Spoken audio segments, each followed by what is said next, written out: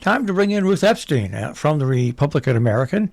As I used to remember it, the Waterbury Republican, but you can find Ruth's stories in the paper and, of course, on their line, online at Republican American, rep-american.com. Good morning, Ruth. Good morning, Marshall. Happy Monday. And it's good that I'm following the ski report because that's weather is in the stories these days. Oh, yeah.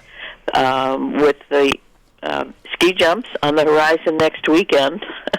I gave a call to Willie Hallahan. We spoke, and everybody's interested in how they're going to manage if the weather stays the way it is. They're very confident that the ski jumps will go on this weekend. They've been making snow. It's an amazing operation how they, they're out there starting at Thanksgiving to pile up man-made snow, and they're confident they'll be able to do it. Of course, it's supposed to get cold Wednesday and Thursday, which will be a big help. They're going to do it. If anybody wants to see how much snow they've made already, you can go to jumpfest.org and then scroll to the bottom. They have the camera. Yep. And I spoke with Pat Pagano. Every night will be under freezing this week, so there's no problem. And here's the kicker. On Friday and Saturday of this weekend, an Arctic cold front is going to come through. So temperatures will be in probably the 10 to 12 degree range, but 30 to 40 mile an hour winds are possible.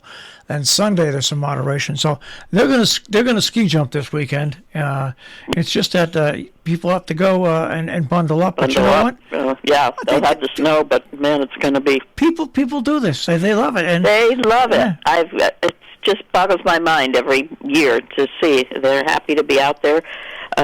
Cold, wind, snow, whatever. But it's a huge tradition, 97 years. Yeah, and the volunteers, they're just absolutely unbelievable. Amazing, yeah. Willie was describing how they'll be round the clock for, as it leads up to it. And it's interesting, this year it's a week or two early, and he explained that Ken Barker, who is, head of it all, will be judging up at Lake Placid for the Opens, and that's why they've moved it, so that because he'll be there at the normal weekend time, so they've decided to move it back a few weeks. It's really put Salisbury on the map. Yeah, it's incredible. So good for them, and we'll be watching. Couple of stories this week in the paper, and a story about Zach Rudis, who is a graduate of local schools and a foreign language teacher. Because of the large vacancy in getting teachers and substitutes, he is teaching Spanish all the way from Spain to Kent and Cornwall kids. And talk about creativity and thinking out of the box. Yeah, I saw that story. I loved it so much. I read it on the air a couple of times. Oh, did you? Yeah, it's good. a great story. Yeah, gotten some response on that. And the kids love it. He's enjoying it. The principals are, happy to be able to fill that void. And I think, again, a creative way to deal with an issue. And he's a very engaging young man, and it works for both sides. So that's great. Carol Asher, who is a local author and speaker, talked about the Holocaust at the Hunt Library this week. Her parents were survivors and got out of Nazi Germany and Austria during the war, and she spoke, and it was Holocaust National Remembrance Day during the week, so it was a very timely and well-attended talk, and a very important talk. As she said, we have to keep reminding people of what happened. It reminds me of my father's parents when they came to this country and emigrated from Israel. Oh, really? Yeah. Oh. They didn't have any of their papers because they got out by they're lucky. Yeah. So they made up names for them on the spot. And my father was named Jacob Mileff on the spot, and he eventually changed it to Jackie Miles. But yeah, there's so many stories about so many. Never mind the people that weren't in the camp that know people that were in the camp that got out by pure luck. Pure luck, exactly. And she talked about that, and she said, these are the stories that have to be told.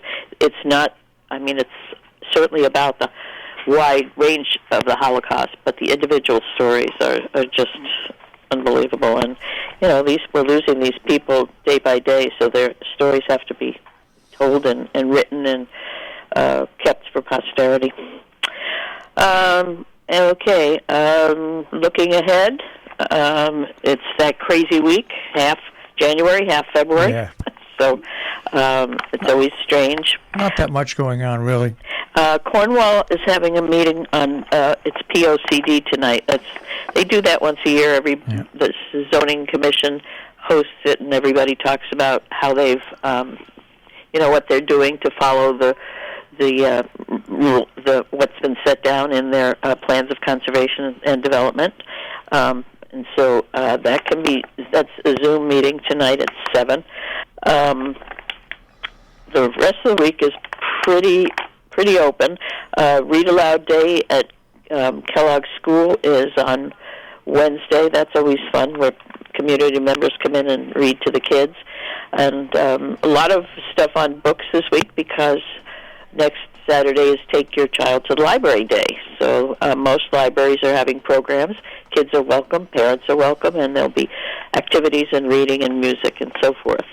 And I'm looking forward to the Sharon Historical Society Voices of Sharon putting on next Saturday. Betsy Hall and Jan Fairservice are going to be speaking to Brian Ross. They've done this a couple of times, where they get people from the community and they're interviewed and talked about how they, what they've done for the community and the history of it all. And that's at 4:00 at the Sharon Historical Society. So that should be interesting. We have the Taberskys have announced that the services for Ed Taberski are now planned and set. And let me just scroll to that, because everybody's interested in that. Good. It's not that quick in front of us. But where is this? I had it all set up to do this, and sure, I can't find it. It figures. Okay, here we go. The services will be held Saturday, February 18th at St. Joseph's Church in Canaan at 11:00. A luncheon reception and celebration of the life with remarks and stories will be held at the Housatonic Cafeteria immediately following the service. Oh, and good. In lieu of flowers, they're asking people to donate to the Housatonic Athletic Fund. Oh, great. That's terrific. Yeah. Oh, good, because people have been questioning that and asking about it. So February 18th, very good. I've got that. I've got posted on the WHDD Facebook page, and also on our Daily Bugle. So if people want to see it there, they can find it there. You also, speaking of memorial services, they had one for Julia Segala at Gear on Saturday, which was lovely. Julia, as you know, was a longtime educator and resident of Canaan. Remarkable story for a woman in that era. She traveled by herself to Russia and to China. She did a lot of educational learning, and Marcia, we're losing all these good people. And at least we have the history of some of this stuff, and they are well remembered when these services are held. And how important they all were to this area. They did. And very dedicated, very devoted. Yes. So we're onward and upward. All right, Ruth, we'll check with you next week. Okay, you stay warm. I'll try. You too. Bye-bye. Bye. Ruth Epstein with the Republican American Report. Once again, her stories can be found in the Waterbury Republican or rep-am.com on the web.